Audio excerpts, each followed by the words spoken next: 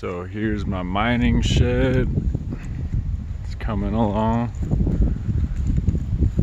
Got a table.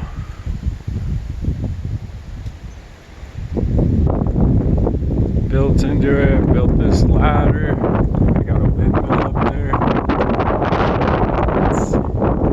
You can see the windmills going.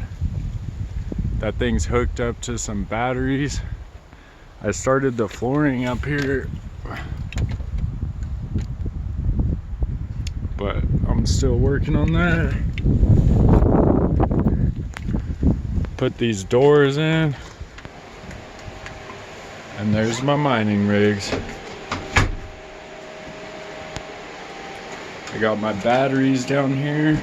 Cabling's a mess right now.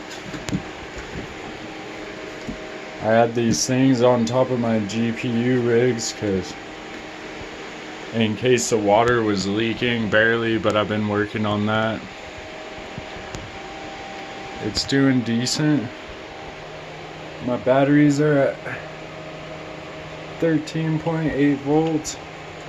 I got these lights hooked up to my batteries, inverter. See if the light will work. Oh, I need to change out this light bulb. It's been a little messed up, but usually it works.